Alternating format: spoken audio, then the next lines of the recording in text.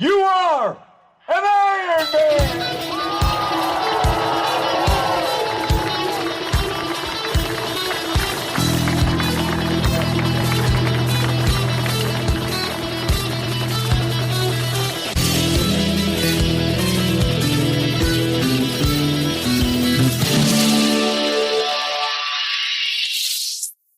Welcome everyone to episode 57, and today I'm joined by Conor Maguire. Conor, thank you very much for coming back onto the podcast. Great to see you again.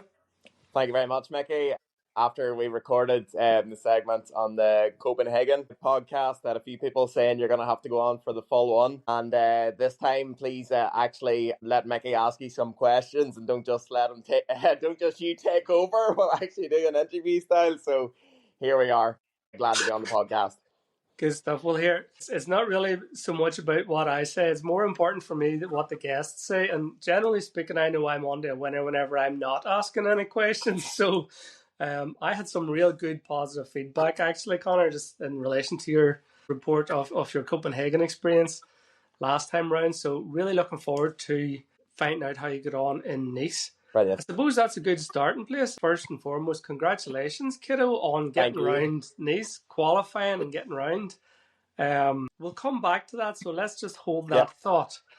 What I wanted to do this time, Conor, with your permission, is to find out a wee bit more about you. This podcast's all about journeys, so I thought this would be a good opportunity to find out a wee bit more about Conor Maguire, the man behind the triathlons. I know you, Conor, from outside of the club within our work. Yeah. I'm a social worker, as many people will know, and you yourself are a mental health nurse. Yes. You're also doing a bit of lecturing now at the university. And how you find that? Just, I know it's a wee bit of a sidetrack, but just outside of from the nursing, the hands-on, to being marking essays and stuff. Oh, it's a brilliant challenge, being a lecturer in nursing and mental health. It's something I wanted to do, going into education. And of course, it comes with a lot of responsibility. It comes with a brilliant amount of variety between supporting students, both in the classroom and, of course, within practice learning, within both community and hospital-based nursing settings. So, no, at the moment, loving. And I think it provides a really good life balance between, of course, my work primarily and, of course, fitting my training around it and my hobbies. One thing about working within adult mental health, I suppose you and I would be used to sort of keeping a cool head in a crisis, being there for other people and trying to be a sort of a rock for people. Do you find that there's strengths that you're able to draw on from your professional world with regards to training? I think you get a lot of perspective in terms of being able to train. In terms of triathlon, balancing three sports is a very difficult task. You've got a lot to prioritize, a lot to balance, and for some people that can seem a lot. I try and detach a lot of my training from my own personal life. It's a hobby. It doesn't define me as a person. It's something I do habitually pretty much every day. I will be doing something between swimming, cycling, running, or even whether it's gym work, mobility work. I've just incorporated into my daily life. And of course, it is wonderful in terms of the benefits of exercise between meeting people, developing friendships, and of course, feeling good about yourself, living better, sleeping better, all because you did exercise. And of course, we're able to experience some of the brilliant outdoors that Ireland has to offer along the way. Fantastic. Yeah, well said.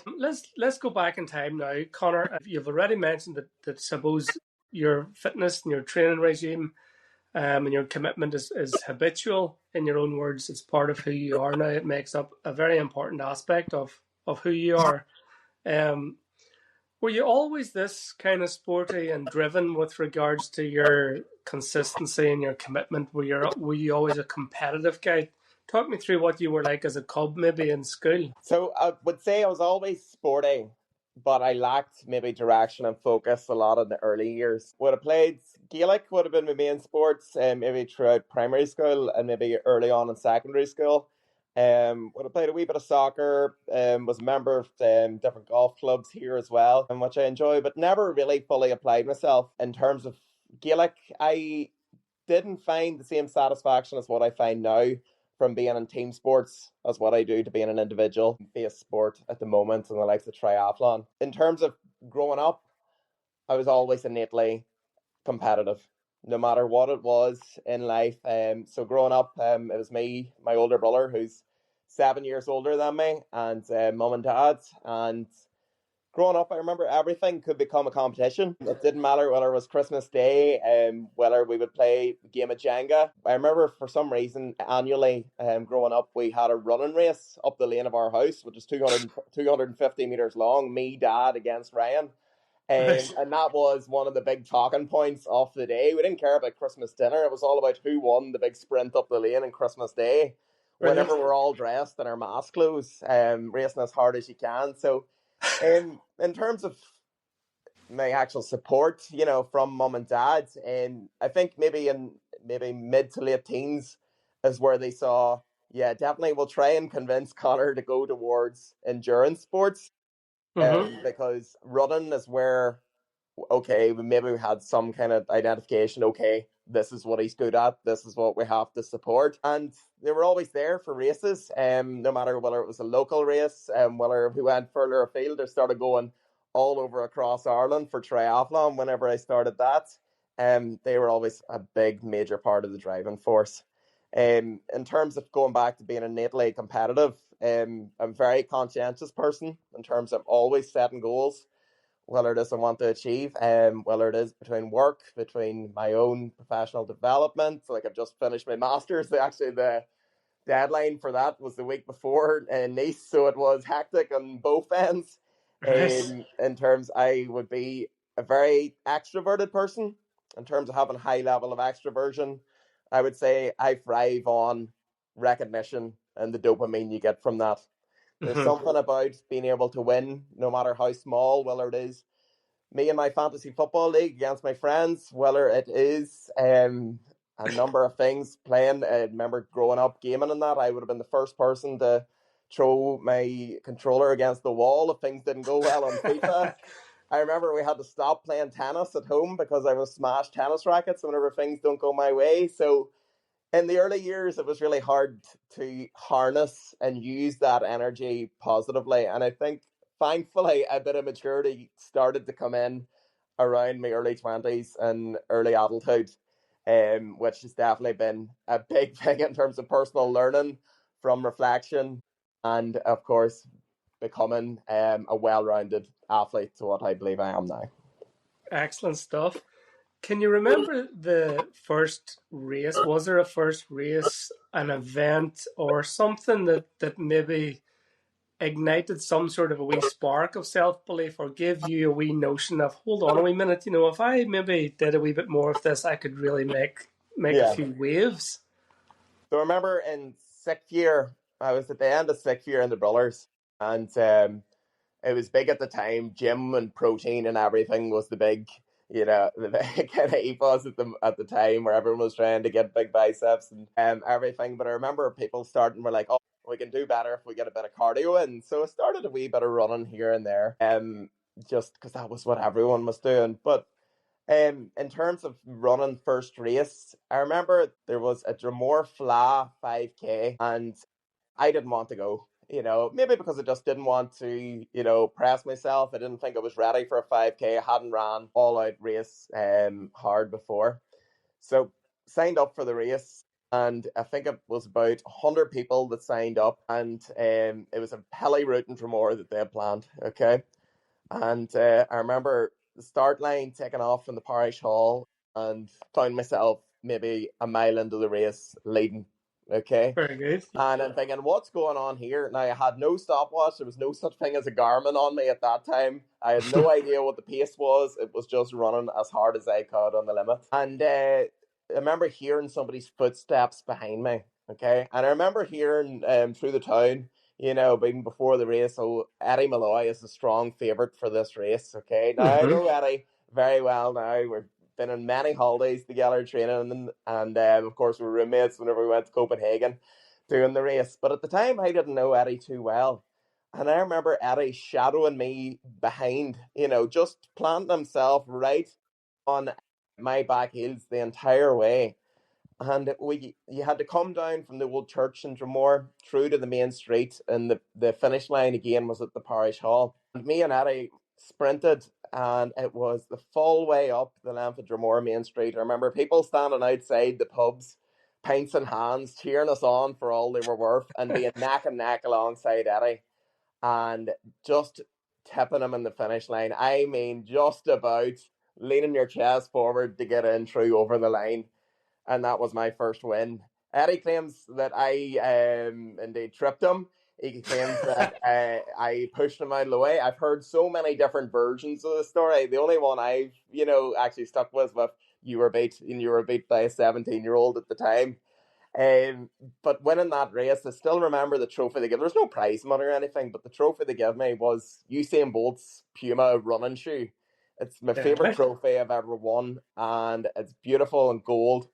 And I was like, oh my God, this feels amazing. I remember the time, it was 18:38, I think they did. And there was no time mats or anything, but they had told whoever had started the watch at that. And I was thinking, oh God, I've never went under 20 minutes or anything before. But winning that race really was just the start, lighting a fuel to the fire. It was, at that time, amazing. And that's where I kept that running.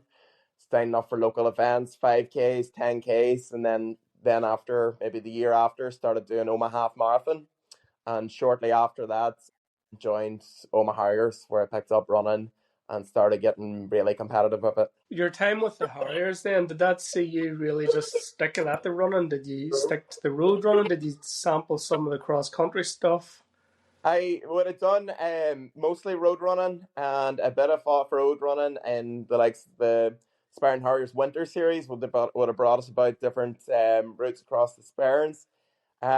Really enjoyed my time with the Harriers. We always had maybe a race every other week, and you found yourself improving. But ultimately, I would have found pure running tedious and monotonous. It really was lacking some variety. I would have done a wee bit of cross training on the side, still keeping up a bit of gym work, maybe a tiny bit of cycling. But ultimately, I just found there was a ceiling with my running. And again, coming back to that very competitive side, I found that there was a lot of people better than me in running. I found if I went to a 10K or anything, I just couldn't hit maybe them winning times. It was around the time that Stevie Duncan was picking up a paycheck at local races every single weekend because he was top dog. He was the best about at that time. And again, I just was like, I just can't match it at that stage. So I think that's what encouraged me maybe to search for something else. I remember at the time, running wise, it was the track sessions I went to suited better to actually go with the triathlon club to do their sessions, just with and around whenever I was studying nursing at the time. And that's where my first experience with a triathlon club was. And we would have booked out Oma Ledge Centre track, and regularly we would have had 6-7 people meeting, and that was it. Compared to now, when the sessions that Daryl facilitates have 50-60 people on the regular, even before the likes of Omaha, you might get up to 65-70. It's completely different from what it is now. So it was 26 that you actually joined the tri club. Yes. At that point then, had you been swimming? Did you have a road bike? What was that like? So I suppose you kind of met the guys at the track and maybe formed those relationships and thought, that you would maybe give this a go. Did you go there all sort of green behind the gills, or did you go there fully equipped, ready to rock? And you're sort of a guy, if you don't mind me saying so, from the last chat that we had, you do your homework. So I'm kind of thinking you rocked up there with all the fancy Speedos, the TT bike, the whole plan. Absolutely not. In no way at all. I remember my first swim session that I went with the tri club, and of course self-allocation. I didn't have a notion where to go. I'd never done an organised swim session before. I remember I went into lane 5, and by the end of that session, I had been promoted twice up to lane 3, but absolutely goosed after the session, completely exhausted. It was so much. I'd never done over 2,000 meters in the pool consecutively, but loved it. Absolutely. Having the camaraderie in terms of having some of the amazing swimmers, whenever you look over the lane, you look over towards the likes of lane one, you think, okay, I want to be there. How can I get there? How can I improve? And that's when, maybe I started reading into in terms of swim and hydrodynamics, and between buying books, then go into swim training one-to-one basis, YouTube videos, and just really starting to work on my swim technique, and something that I continue to do all the time. I'm a student of swimming, constantly learning about myself. Even in Nice was a big challenge, having a non-wetsuit Ironman distance swim. So it's something constantly that I feel I can get the better off. It's one regret that I have whenever I was younger, is that I didn't stick at swimming. We learn in triathlon that people who are junior swimmers go to galas whenever they're younger, or in the likes of the Australian Dolphins, and they never lose it. It is a skill which they pick up very, very quickly, even later when they come back. And again, if you're coming into swimming very late, you are at some sort of disadvantage. It's amazing the way children can pick up the fastest way to swim just by intuition and being involved in it. With regards to the cycling, it was a massive learning curve. I had no idea what being aero on the bike was. I had absolutely no idea about the likes of fueling, about carbohydrates, and from a cycling perspective, I had just any time it was the likes of, we used to meet on Saturdays, and people were going out for 50-mile cycles, 60-mile cycles, and at that time, the likes of Peter Scaff and the orders from the top were no coffee stops, anything. It was a military operation. It was intimidating. It was something they wanted to avoid. Now I look at that positively, thinking, well, you're not getting a break during an Ironman. You're not getting a break during the race, maybe sometimes. Yeah. But no, at the start, definitely, I was completely unprepared, and there was a lot of learning in the early years. And that's why it took a long time for me to actually do a race. Of course, joined the club back in 2016, but didn't race up until June 2017, whenever I first took on Mullimore Triathlon, which is my favourite triathlon out of everywhere that I've been in the world. The one thing, and even I missed it this year. It was a few days before the Ironman in Nice, so it was not a wise move to go to it, but I'll be back next year, all being well. Well, you're quite modest in your reflections around your first ever triathlon, because you did quite well, didn't you? It went amazingly. For your first ever triathlon, it was a massive field at the time. I think there was 250 people there, and I remember being in the swim. It was a really warm day. I think it was maybe mid-20s, 24, 25. And first time I'd ever done a proper sea swim as well from a racing perspective. I've been to Loch McCrory a few times before that, but I'd only been in my wetsuit maybe about 3 times. So in the swim, and it was a beach start, sprinting into the water. And whenever I remember coming out of Mullimore from the swim, and you go straight up the steep hill, and I was completely dizzy. And one thing I hadn't prepared for was taking off the wetsuit in transition one. I remember spending absolutely ages. Had to get on my back, lay on my back, and put feet up in the air and push it outside. So big learning, something I then practiced later on in the summer.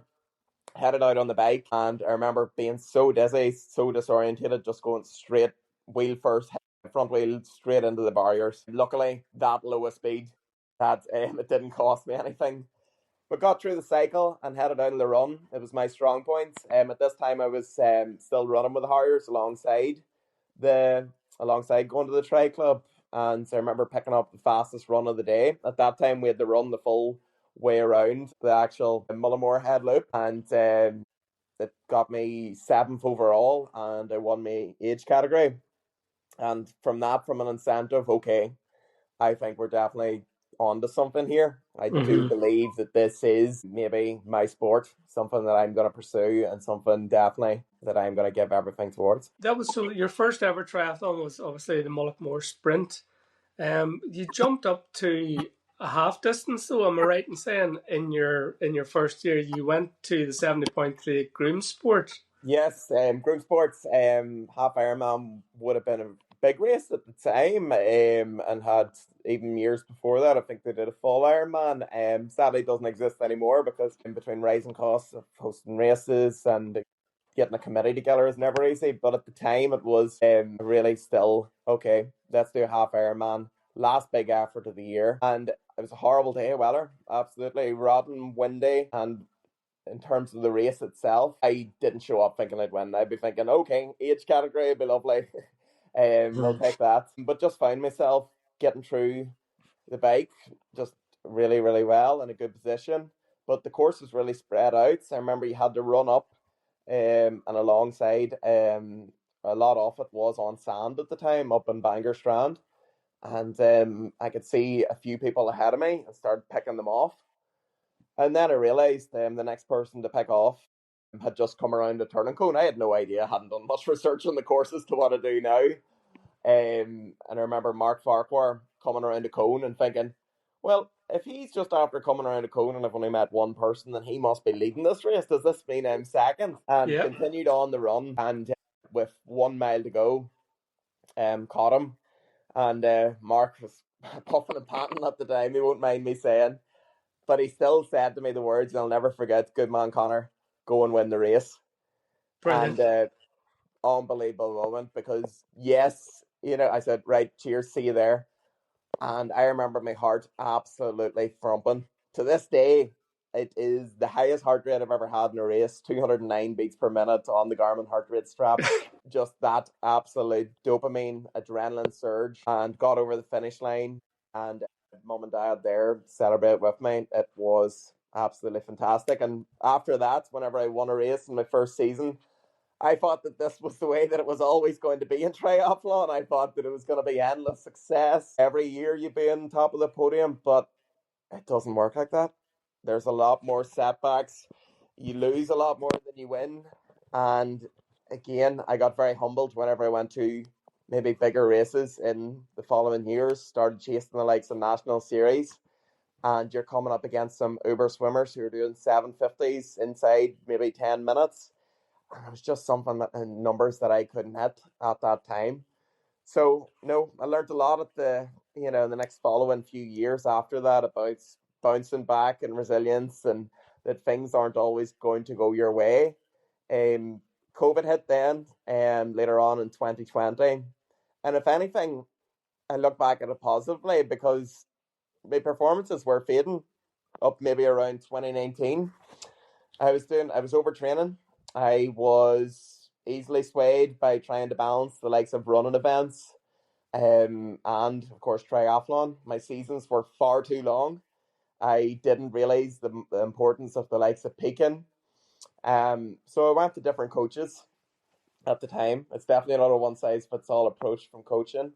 Learned a lot in each of my coaching experiences about the likes of periodization, zonal training, in terms of, and most importantly, rest, because before this I definitely would not have rested. So if anything, 2020 gave me a good chance to reset and come back a lot stronger after that, then onwards, when normal triathlon resumed back in 2021. In 2021, then moving forward, Conor, you've hit the reset button essentially. Are you taking charge of your own training at this point? You're setting your own plans out and setting your own targets and goals. Absolutely, it's how it's set out. But again, in terms of accountability, I didn't have that at the time. Oma Triathlon Club then, as wonderful a club as it is, at that time I just didn't have the same people to bounce off as what I have now. We had a lot of people maybe focusing on slow endurance training for the likes of Ironman races, but we didn't have many people pushing each other to perform in sprints. And again, I think it got to a stage where I plateaued, maybe got a bit lonely and a bit fed up on that. So in 2022, a number of people seemed to join the club all at once, which maybe is the best thing that's ever happened in my training, and really refinding that spark again for enjoying training first and foremost. That's why we do triathlon, to better ourselves both personally and physically as athletes and as people. But a few people notably who we'll go on to talk about now, definitely were maybe the catalyst for the athlete that I am today. One of those people that you're nodding towards was Damien O'Hagan. Now, yes, you and Damien have a unique relationship. We'll describe it as a unique relationship. Yous are rivals. Yous are great friends. Yous are good buddies. Yous are rivals though on the bike. And you did actually point that out. And whenever we were doing our timelines, you did feel that whenever Damien came on the scene, he kind of knocked you off your perch a wee bit. I think maybe you were going back to throwing your Xbox remote against the wall. Maybe were you at this point? But he was a strong, and still is a very strong cyclist, and he maybe gave you a wee bit of a incentive, shall we say? Would that be fair? That's, I think, an understatement, to be honest, Mickey. So there's a South African saying, okay, and it's called Ubuntu. And it's really interesting if you read into it, okay? But what Ubuntu means is the strength of me lies in the strength of you. And the core beliefs are of Ubuntu, I am because we are. Okay. So I, of course, look at Damon as a rival for a number of things, okay? And that's whether it is the OMA 10-mile TT series, whether we're racing against each other up in Mirador whenever we go on the training holiday to Lanzarote, whether it is we're fighting off for the fastest bike split during an Ironman race like in Copenhagen. But I can safely say all of these things just absolutely fire me up to the best version of myself to give 100%. It might be a Sunday cycle on OTC and we're sprinting for the 30, but I will absolutely give everything. And that'll be on my mind the morning off the cycle. I will purposely be getting into bed early the night before, watching my diet, doing recovery sessions here and there, thinking, okay, I need to be ready for this training session tomorrow. And the accumulation of all of them hard efforts and training alongside, ultimately someone who believes in you, someone who, wants the best for you, your performance, thinks that you can keep on pushing, keep on getting better as an athlete. That's exactly what I needed. So between Damien joining the club back in 2022, Sean Gillespie, Jude Harkin, Daryl, absolutely, I couldn't say enough about them, how wonderful they are to have alongside me, because I do think they were some of the things just really missing from my training. Having people similar abilities pushing you, whether it's swimming, cycling, or running. No, that's exactly what I needed. And to this day, ultimately thankful and long may it continue. And what we have in my triathlon club, pushing each other to the limits and always proactive, progressive thinking. We're always talking, right, what are we doing next year? It was the day after Copenhagen, and you'd think, okay, we're not going to talk about triathlon. Of course, we're going to talk about what we're doing next. And again, we're just thinking bigger and better, okay? Where can we go faster? What can we push ourselves to the very limit at? And that's something ultimately that I love being a part of, and that's why I love Woma Triathlon Club. There definitely is a great vibe in the club at the minute, and that sort of wee click, we'll call it a click. Yourself, Sean, Jude, Daryl, and Damien. Great spirit between you, and a fair bit of slagging, it has to be said. I Now, you give as good as you take. Slagging. I would, if I went to any, training, whether it's a long cycle, I want to be slagged, because again, it does just feed in to that innately competitive personality that I have. I want people to call me out. I mean, prior to the likes of Copenhagen, whenever people are saying, no, you can't go sub 9, you're mad, just slow down, like it's your first Ironman, you should be aiming for just be safe, be secure. And I'm thinking, right, just making a mental note of that. I won't forget. I will show you. That's a wee extrinsic motivational factor for me. Ultimately, intrinsically, I want to be the best athlete I can, and nobody knows my training better than me. I make a clear log of it. I write things down. I record everything in Garmin. I have my calendar set forward always 4 weeks in advance of exactly what I'm going to do. So I know exactly what I could do. But again, a lot of things have to go your way on race day to meet all them targets. Conor, in 2023, everything's going sweet for you. You have a new group of guys that's pushing you on. You're pulling them on as well. Absolutely flying on the bike. You're starting to come into some real good results again. You're in the shape of your life. You had an accident then, of course, which kind of throws a big spanner into the works. Tell me about the accident and tell me how you coped about it in terms of how you were able to deal with not being able to do what you do. So in June 2023, I was racing in Ballyshannon triathlon at Lakeside. And for me, it was a bit of a redemption race because earlier, last season, before that in 2022, Sean McLaughlin beat me by 2 seconds in Try the Loch and Loch McCrory. Loch McCrory's still elusive to me in terms of getting that win, and we'll get on to that later on. But I was thinking that day, I was like, right, gonna get revenge today, gonna win this race. So head out, and it was a horrible day, wind, rain, you name it, and had a great swim, and was one of the first people out from T1, and was leaving T1, and there's just this tiniest wee bump in the road. I think it's a wee like drain block coming out on the main road from Lakeside Caravan Park. Went over it, and the bike bounced and sent me off it. Picked up a lot of road rash, and at the time got back in the bike and pedalled on, made back the spaces I had. Knew that I wasn't going to win the race.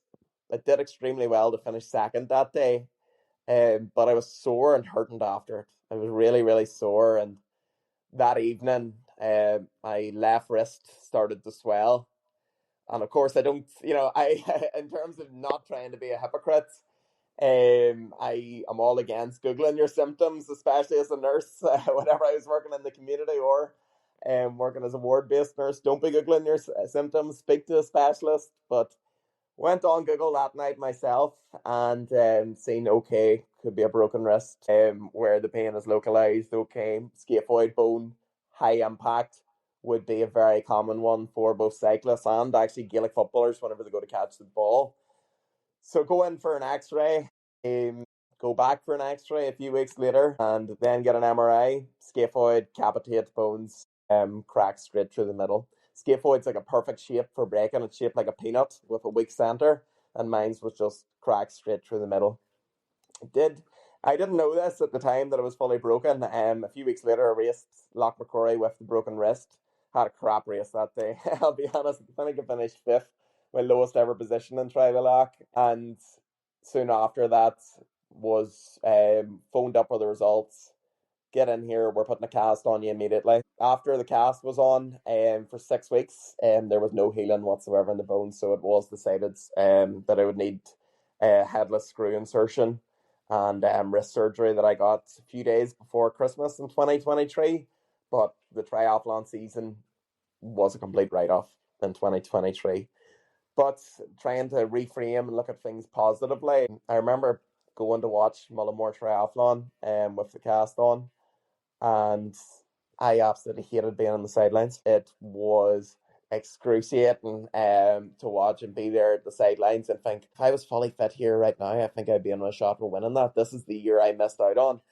So vowed to myself, as soon as I got the cast off after my surgery back late in January 2024, we're going to build again. We're going to come back stronger than ever. So did a lot of gym work in the off season, which was something new to me, and decided, okay, we're going to have to change things around, read into a bit of the research around it, about how it improves, especially your performance on brick runs. Early 2024 season, came back within a week stretch, did Limavady Triathlon, came second, and then the week after a very long wait, 7 years nearly from my last win, picked up the win at James McManus Triathlon in Cavan. And again, that feeling, that absolute dopamine rush, adrenaline rush, it was even sweeter after everything that you went by. I remember absolutely bawling my eyes out at the finish line. And yeah, it was a special moment. And 2024 definitely just started to go, a lot better from a triathlon perspective. Picked up a lot of podiums. I was second in a lot of different races, including Fearmana Adventure Race, was one of my favourite races. I missed it this year. I'm going to miss it this year, of course. I just haven't got the kayaking done and probably need a lot of rest after Nice. But 2024 was a fantastic year building towards what I knew in 2025. I had already decided this year, 2025, was going to be the year that I did my first full marathon and do my first full Ironman races. So, yeah. Brilliant stuff. You made a wee point there just about a lot of seconds, and some of the guys in the club were giving you a wee bit of grief around that. Like, always the bridesmaid, never the bride. It really is. The likes of All McGill you ever and heard Hagan. would be, yep, Conor always comes second. And, well, you got been before the race. Are you going to come second again today, Conor? So it's trying to lose that kind of what people know you as for being the nearly guy. Nobody wants to be known as that. And I know if 200 people enter a triathlon, you come second, you are doing fantastically. But from that innately competitive personality, from, in terms of my super ego being something that leads very closely towards perfectionism, there's only one spot I want to be, and that's first. Well, you certainly give yourself the fuel you took from that. You went and delivered, because 2025 was the year when you stepped up. You did your first Belfast Marathon. You ran a 2:43 for your first ever marathon. Absolutely amazing. Thank you. You won James McManus again, second year in a row. Repeat, yeah. Yeah, you came third in a stacked field in Sheephaven in the 70.3. Yes. And then, if we remember episode 55, you only went to Copenhagen and came home with the Northern Ireland record. Yep. With a very impressive 8 hours and 46 minutes. So take that, all you slaggers. Absolutely. It was hard not to be maybe gloating after the race in Copenhagen. But yeah, there was a lot of people, of course, that had said, don't be going for that. You can't do that. You can't run a sub-3. Don't be going out at that pace. And I mean, I'm not doing that ultimately to prove people wrong. It just, again, is something that you can use positively towards firing you up. Yeah. Because sometimes whenever I get on that run course, even in the 2 Ironman races I've done, it is like having an alter ego with a man who is on a mission. And that's the version of myself that I just look to recreate each time I go to one of these big events. Conor, after your amazing performance in Copenhagen, you had qualified for the World Championships. We're now coming to the main course, as it were. But just before we sharpen the forks and knives, tell me, what did you take from Copenhagen? And I know you really probably didn't have a wild lot of time to sort of wallow in what happened with Copenhagen, because you were immediately thrown into a very short 4-week training block to get yourself prepared for the World Championships in Nice. So did you take anything from Copenhagen that you thought, okay, I'm going to have to work on that, or maybe I need to hold back a wee touch on this, just in that sort of 4-week prep period? So what I took from Copenhagen, if I divided into swim, bike and run, swim-wise, keep doing what you're doing. Ultimately, I swam at 57 minutes, 20 seconds in Copenhagen. Stick to that pace. You can hold a consistently hard pace. If you can get on somebody's feet that you are getting some kind of hydrodynamic drag behind, then get on to it, okay? Don't get isolated in the swim, okay? From the bike perspective, first and foremost, stay on the bike. Don't be falling off this time. Top tip.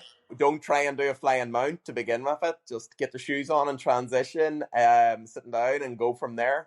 But staying on the bike, there was a lot of things said within the Maguire family household before the race at Nice about not falling off. I watched the race back the other day with Dad, and we were showing the bike course, the likes of the 3 arches, which is basically along a cliff edge, but you're looking across a gorge to your death, essentially.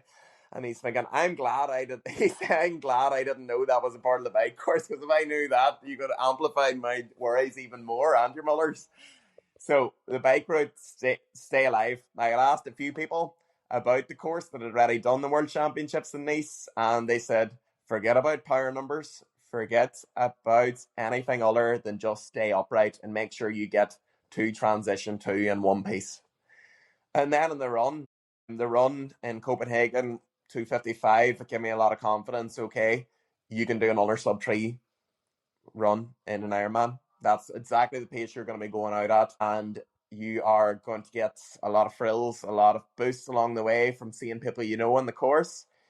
Any aid station, drink as much as you can, grab gels, grab ice, you name it, you grab it. And ultimately that feeling on the finish line, like I had going up the Ironman carpets, you know it's going to be worth all your hard efforts. So that was my main learning from Copenhagen. One of the things that you faced then at the very beginning of the World Championships, just going to say it again, of the World Championships, is like unreal. Set your first ever Ironman, and here you are in the World Championships. The first thing that you had to contemplate was a non-wetsuit swim. What did you feel about that? Now I know that you're a very strong swimmer and that your power and your stroke is there. We see that in the swimming pool every Monday night. Did you feel though that this was going to maybe give you an advantage over maybe some of the other age groupers, or what was going through your head at that point? So my thoughts about the swim in Ironman Nice was I wasn't happy with the wave allocation. In the 30 to 34 category, we were the sixth wave to go. So the pros went at 5 minutes past 7. Followed by physically challenged 18, 24, 25 to 29. And then for some reason they put in the 55 and over age category in front. So my thoughts going into the swim was not to be ageist by any means. We're going to have to do a lot of overtaking, and I'm going to have to demonstrate a lot of aggression within this swim, because nobody's going to be the reason that I have a bad swim in here. If there is somebody in front of me, I am going to have to get them the hell out of the way. So that was a big thought going into the swim. And they said, Ironman said the water temperature was 25.3, but the weight on the start line, standing there in your swim skin, it didn't feel like that. And the wonderful thing about Copenhagen, I would, of course, recommend Copenhagen to anyone as their first time Ironman. We had a 20-minute swim warm-up, and I just went into the pool and did the things that I would do if we were doing a OTC session, doing a bit of like doggy paddle, doing a bit of kicking, doing a bit of, all the drills we would normally do. There was no chance to do that whatsoever in Nice. So it was a lot harder of a swim, and there was a bit of swell. There was a few currents in that along the way too, which Copenhagen definitely didn't have. So I did brace myself for a much more difficult swim, alongside a very competitive swim pack and people who had qualified within the 30 to 34 age category. There was near 300 of us, and again, that can be intimidating in itself. So you're in a pack with 300 other absolute machines, and you're having to navigate through a very congested swim course as well. But you did it. You came out with a fantastic time. Well, it was 1 hour and 20 seconds was my swim time when Ironman Nice. You can see one of the race photos of me coming out of the water. I looked glum. I looked down at the watch and just went, oh, so close. And I thought to myself, running up T1, I was like, right, that's the only time today that I'm going to just miss out on my target. That is, and if only that was the case. But anyway, on to T1, and you then have to get the swim skin off you, which was a challenge in itself. The thing is glued to you, especially I had got a land of GT's, Jared Turbott's swim skin, the Roka one, Roka Maverick.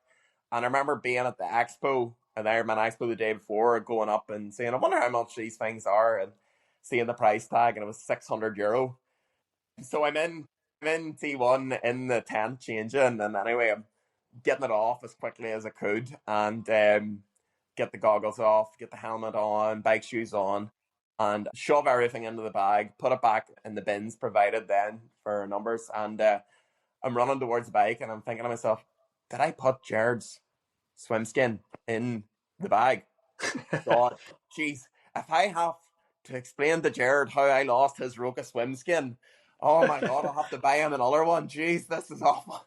Later on, you're that frugal whenever you are in transition. It's frantic. Yeah. There's people around you. I was like, I do not remember putting that in the bag. Thankfully, it was on my mind as soon as I had finished and going for bike collection later on. Please be in it. Please be in it. Thankfully, Jared's swim skin was in it. But no, that was the story of the swim. Brilliant swim. I thought when I was putting on the pace, I put fantastic swim in. What's the difference between doing an hour and 20 seconds and 59.59? It's the same thing, really. It means absolutely insufficient. Again, it's just, can you please silence some of them perfectionism thoughts that you have sometimes, Conor? Okay. Yeah. And then the fact that there was no wetsuit and the extra, buoyancy that a wetsuit brings you makes it that wee bit easier. So, yes. Hats off. don't be too hard on yourself for a couple of seconds. And in my head, you got your sub 60. You see, because your swim finishes in my head when you come out of the water, not when you cross the line. So you can use that to say, well, yeah. So the bike course obviously at Nice is something of epic proportions. And anybody that's had a look at the elevation on it will see that it's described as a rolling course. It's rolling all right. There's one big massive roll from what I can see, just generally speaking, looking across the elevation. Talk me through the ups and then talk me through the down sections, because oh my god, that looks something else. Yeah, so the bike starts off along the promenade, and you cycle past the airport, and it's flat and it's lovely, and it's like, can it just go on like this? This is a really good start. But then as soon as you get coming out of Nice, the hills start, and I mean, they are really steep. And at this stage, you feel awful. You feel clammy. Your body, after the swim, which it was fairly cold actually coming out from, ironically, I just didn't feel that your body systems were firing in terms of perspiration and sweating and natural cooling and vasodilation that your skin and tegumentary system would be doing. Going up the first few hills felt horrendous. It was so bad. And I wasn't the only one. I was overtaking people all the time, but there was no pacing on it. It felt just lethargic, and I was like, oh god, we can't feel like this all day. But maybe about 10 kilometers up the road, things started, just to click in. And the bike route has a really, really long climb from about 20 kilometers the full way through to maybe about 50 to 60 kilometers. You were an hour and 10 minutes consistently climbing, and it is non-stop working. I had in my head 300 watts, aim for that, and just keep on going. And I was able to do it. I was really enjoying the uphills because I felt safe. I knew what was going to happen later in the day when I was going on the descents and the hairpins and them gorgeous with the drops. But whenever I was going uphill, I was like, I'm really enjoying this. I feel safe, Yes, I feel, uncomfortable, but I feel comfortable with being that way. And again, you do get, a wee bit of, excitement, a wee bit of a boost anytime you go past maybe like a 20 Grand Canyon bike or anything. So no, I was enjoying it. So the cycle then, when you reach the very top of the pre-Alps mountain range, there's a flat section. You go around a roundabout, and there's a 5k out and back. I had read about this section, and people said it's the only flat bit on the actual course where you're like consistently down in your aero bars pushing power. So I go around the roundabout, and I'm down in the bars in my aero position, and everything's good. And these two guys overtake me, and they're clearly working together. They're wearing the same tri-suit with the same logo on it. It's a white Fusion tri-suit with some logo they've got printed on. They've even got the same matching helmet. And I'm thinking, all right, geez, right, let's just pretend that this is Tri-Limit 70.3 up and down the old Dungannon Road, and Damien O'Hagan and Michael Holland are working together, right? Let's just jump on the back. It'll be like home comforts.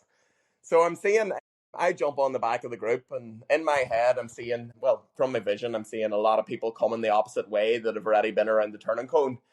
And I'm like, oh, geez, it's just a train of people. There's no draft marshals about here whatsoever. And so I'm down in my aero tuck, and I would say I'm definitely within that 12 meters draft zone. I would say call it 7, call it 8 meters. And I hear a motorbike engine behind me. And I'm thinking to myself, I've seen a few motorbikes today, people out watching the race. If it's not one of them, you are in big trouble here, Conor. So I back off and stop pedaling, but I'm still getting pulled in to the slipstream off the rider in front. And the motorcycle pulls up alongside me. 2 guys on it. The guy in the back has already got a blue card out to signal that I've got a 3-minute penalty for drafting. And already, if I wasn't already fired up, I am then, because I am giving him an earful. Within respectfully, of course. Yeah. In French. I just said, where was my warning? Where was my flipping warning about this? Yeah. Le warning. He was like, no warning. And he hands out 3 fingers. 3 minutes, next tent. And I'm thinking, right, okay, I know in my head I'm done. There's no appeal in this whatsoever. But then I get a bit petty, and I said, right, if I'm getting a penalty, them 2 are getting it in front. Give them a flipping penalty, pointing at the other 2 guys. They didn't get issued a penalty. They got away with. So jeez. I'm left then thinking, God, 3-minute penalty. And that sometimes can ruin people's spirits. That sometimes can absolutely destroy people and think, this is Murphy's Law. Anything that can happen will happen. It's going to just be a bad proceeding of events then. And I'm thinking to myself, you've got a few options here, Conor, okay? You can let it destroy your day, ruin your, appetite for the race, ruin your enthusiasm. Or you can take the penalty at the next tent and don't ever tell anyone. You can keep it a wee dark secret that just you have between you and I. And or you can use that 3 minutes whenever you're in the tent to maybe get rehydrated, get your heart rate down. You can pedal really hard up to it and try and limit the damage. So I thought that final option was the best one. So halfway through the bike course, 55 miles is where I got the 3 minute penalty. And every aid station, which is every 20 kilometers, there'll be a precision water station that I'm expecting the draft tent. Get to the next one, nope. Next one, nope. Next one. The very end of the cycle, after all of them dangerous descents and hairpins and near missings and cycled over a cone again. That's 2 Ironman races where I've cycled over a cone. Thankfully, this time I stayed on the bike. You really need to stop doing that. Yeah, I know. It's bad. I'm not making a three-peat off it next time. Thankfully, this was like a cone that a PE teacher would lay out during drills or something. So get back to Nice, and I know where the penalty tent is. The draft tent is 200 meters before T2. And I'm thinking, right, okay, I've got 2 bottles of precision with me. Get in the tent, serve the 3 minutes, and your heart rate will be nice and low going in. No one's going to see you there in the draft tent. Just take the penalty and be done with it. So get into the draft tent. Basically do a full stop, okay? Cycle 25 mile an hour up to break. Get in the tent, shout at the guy, start the watch now. And he is like, in my mind, he's like a granddad working an iPhone for the very first time, putting on his reading glasses, just scrolling at it with one finger. And I'm thinking, why are you taking so long? Flipping press that button now. Eventually, after what feels like eternity, he shows me a stopwatch in front of my face, and he starts the clock. And I'm thinking, you started that late. I'm leaving here at 2 minutes 45 seconds. And he's like, no, you're not. You're staying here in 3 minutes. Okay. So I'm bargaining then, even though I know I'm on a losing. And I'm thinking, right, where can I appeal this? And he's like, you can't appeal this. You're in the tent. And even though they let you clip off and ready to go, they make you stand there stationary until. So I'm drinking my bottles, and then I have a wee bit more mindfulness after my argument with one of the officials, and I look over to my left, and 10 metres over on the other side of the road is mum and dad, absolutely in stitches, pissing themselves laughing at me. And I just shout over, do not be taking pictures. I never want to see this moment again. Couldn't write it. So I'm talking to them then. How'd the bike go? Terrifying. Absolutely. I never want to do that cycle again. That was petrifying. Some of the hairpins, some off the near misses, some of the road surfaces, the speed bumps, which Gemma, who done the race last year, warned me about. Thank you very much, Gemma, for that, because they were absolutely... It got to a stage where your hands, your wrists were very sore just from braking. And I would definitely advocate do the bike with disc brakes.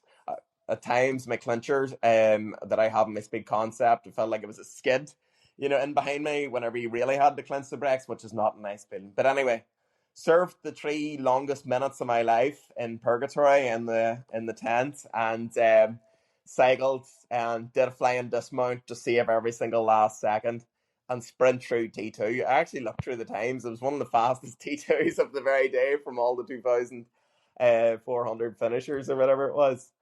And I knew in my head, right, let's calculate this. Look at the watch whenever I'm running through T2, and it's 2:33 and 40 seconds PM is the time of the day.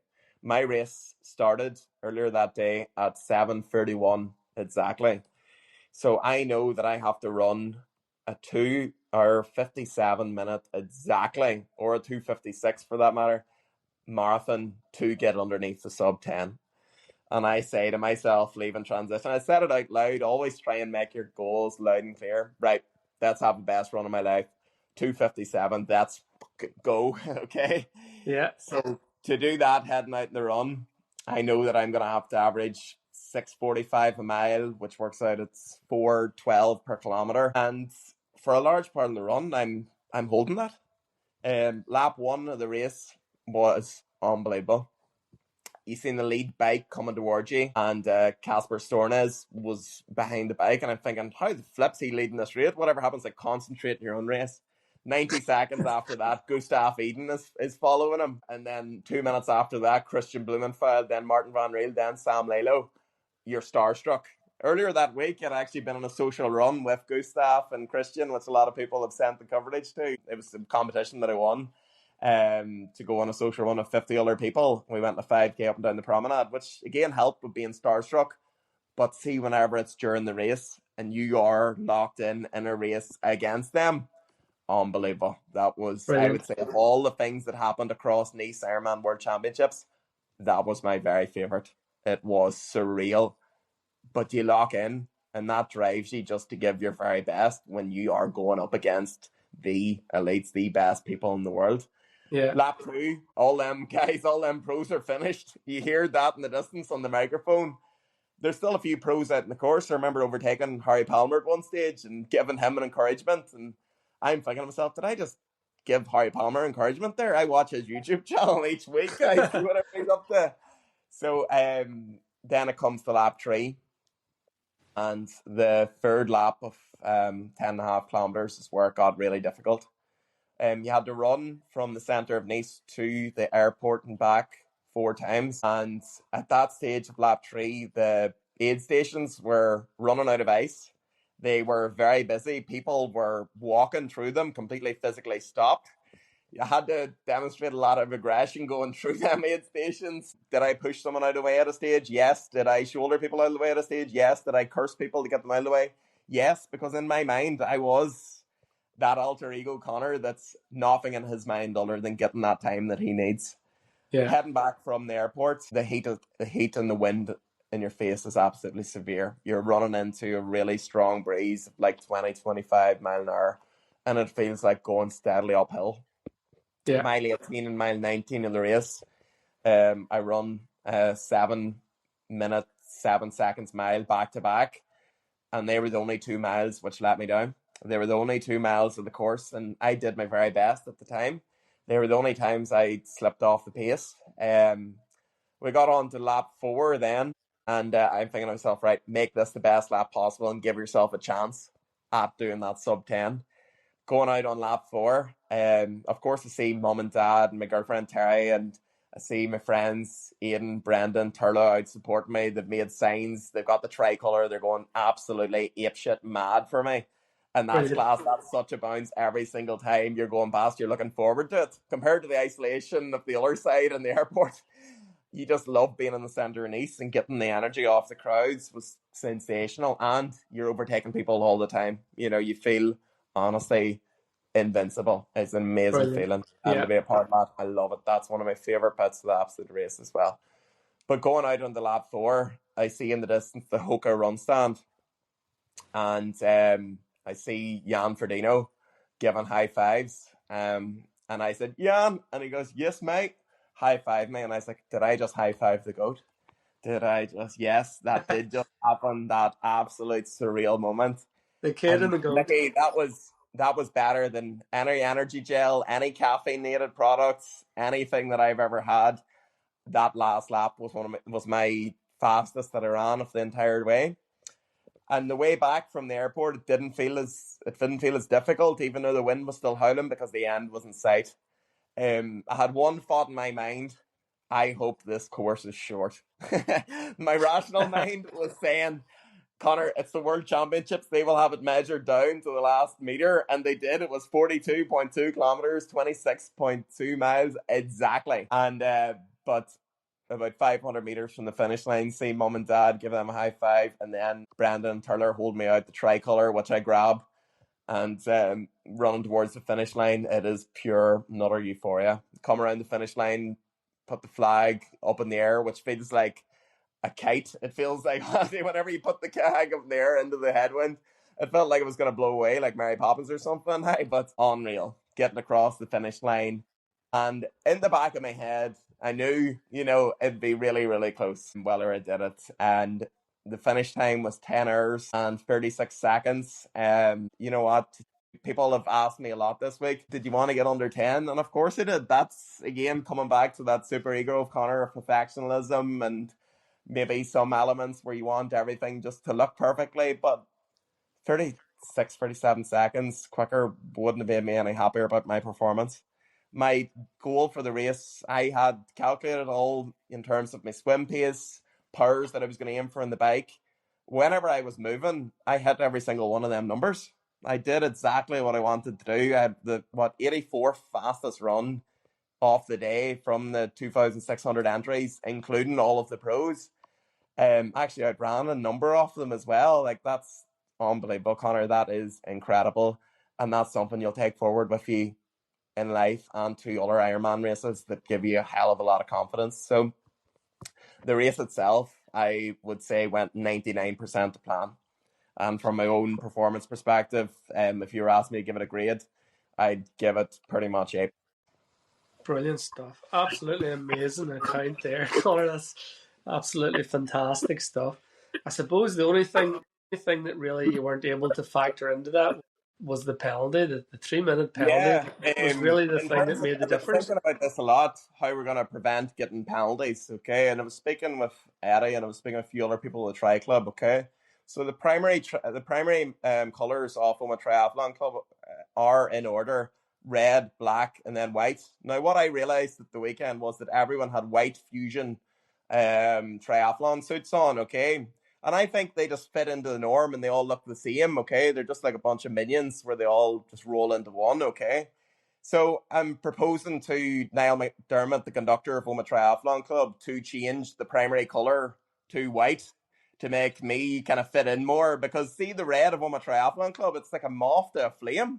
It stands out like a sore thumb. I think that's the reason that I got a draft penalty and no one else, because I was the only person wearing a bright red tri-suit out there that the marshals were just addicted to. So yeah, we make these small changes, prevent Conor getting the drafting penalty. Now, the obvious thing to do would be, don't go into the draft zone, Conor. Do the work all yourself, especially for very little returns.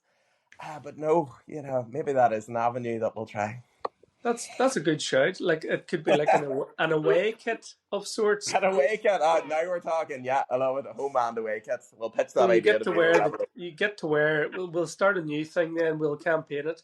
I will second your proposal that we have a white away kit for anybody that's competing in a full distance race. So nobody ever serves a draft penalty. And again, you've got to take your penalty. You don't want to end up like Damien with that disqualified time in Ironman. It's permanently on his record. Conor, you mentioned there about your run. You did come 84th, I think it was, overall. 84th fastest run of the day, yeah. I was 227th overall in the race. I think from the finishers, yeah. Your run clearly is a very, very strong element. I mean, your swim and your bike are obviously very strong as well. But by comparison to the rest of the field, your run is, putting you right up there. It's potentially the aspect of triathlon where you gain to make the most places in terms of your positioning within the race field.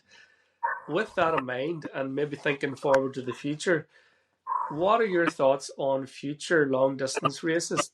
Are you thinking now, my run is good, do I need to be thinking about my bike element now to try and save my legs even more, or do you feel that a hillier bike might even give you even further advantage? So going forward to other maybe full distance Ironman races, like we're talking about Frankfurt next year in June 2026, which is a flat and fast course, one of the fastest courses in Europe alongside Copenhagen.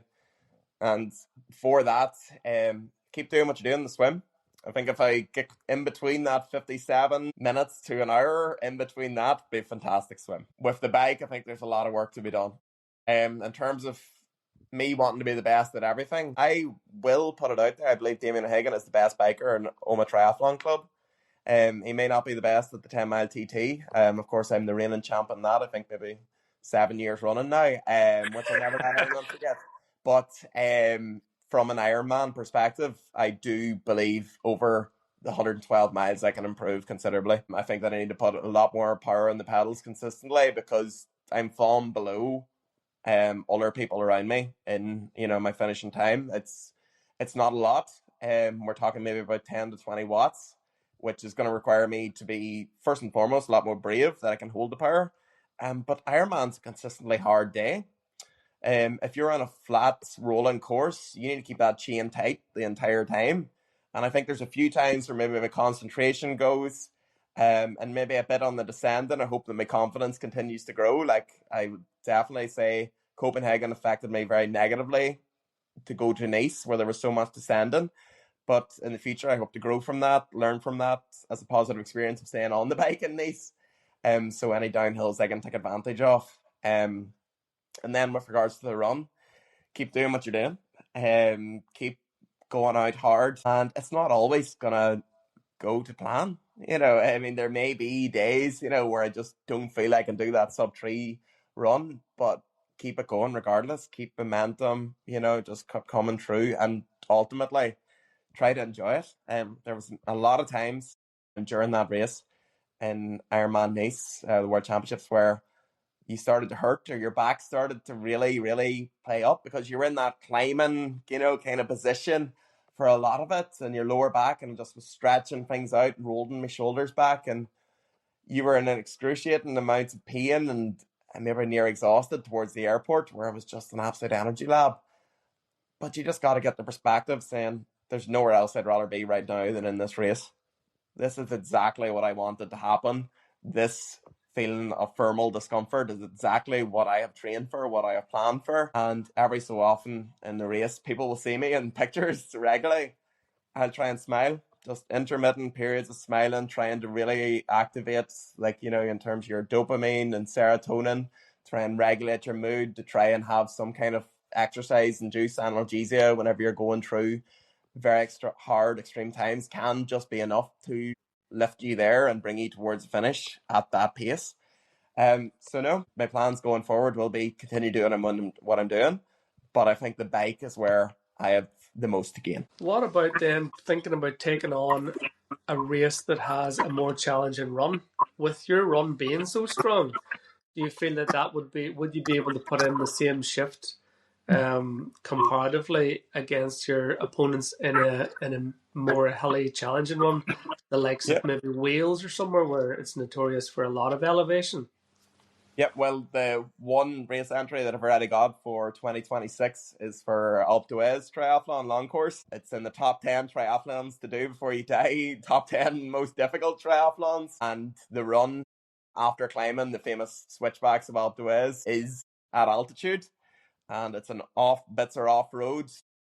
Apparently the air is very thin, and apparently you will feel just completely exhausted at parts of that. And again, it gets to that mental strength where you have to carry on. So I'm looking forward to see how my body responds to the demands whenever I go there. We've got, I believe, 14 people already signed up from Moma Triathlon Club for next year. So if there's anyone listening thinking about going, get signed up before race entries sell out. What about the altitude then? Are you worried about that, or how do you think you're going to be able to cope with that? I think that there's no way to train for it here in Tyrone. And we already talked about some of the bike routes we're going to be doing up around maybe the Gorch and Glens up towards Mullacarn. And we'll try and simulate it as much as we can. But again, not much is going to prepare us whenever we get up there at high altitude. But it's a challenge. I can't wait to see how everyone gets on. So next year then, just to recap then, we have Alpe d'Huez. You're going to do Frankfurt as well. Did I hear you drop it in there? Yep, because I definitely want to try and go quicker than my current PB at 8:46 that I put out in Copenhagen. The final Ironman we're talking about doing to celebrate Dara's 40th, want to go at Hardman in Killarney. Yeah. It's a lot more affordable. It's an opportunity to bring a lot more of the likes of family, you know, friends, and a few from OTC to go down.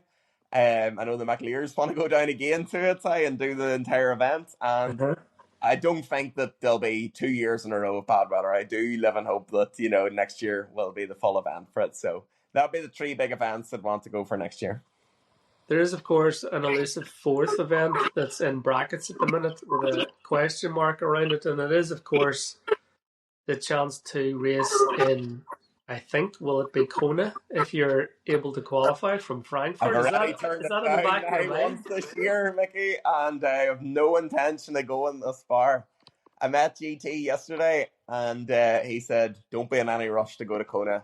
Whenever the time's right, i.e., whenever you have the money saved up, then go. But you know, at the moment, all you'd be doing is comparing it to Nice, and that's not what it's about. Okay, so give me a bit of time, and maybe I don't know, 4 or 5 years down the line, something to fuel my training on during the winter, trying to get a qualification spot at a race, might just be exactly what I need."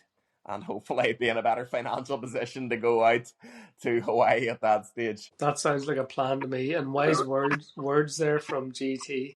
And he's been round the block a few times, our Jared, hasn't he?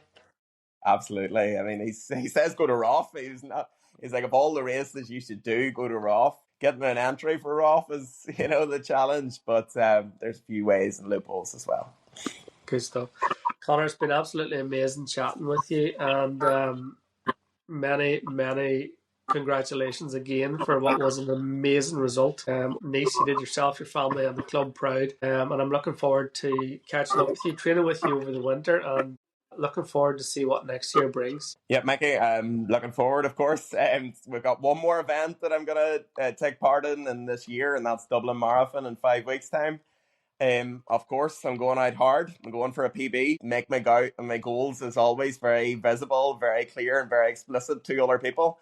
I'm going to go for maybe about a 2:40, 2:39, 6 minute miles, 6:04, maybe at the very most on the dot. And again, if anyone wants to come along and race that with me on the day, I think there will be good crowds going for about the same. So hopefully, one last big effort to cap off what's been an absolutely brilliant, incredible, and the best year so far of my career as an amateur athlete.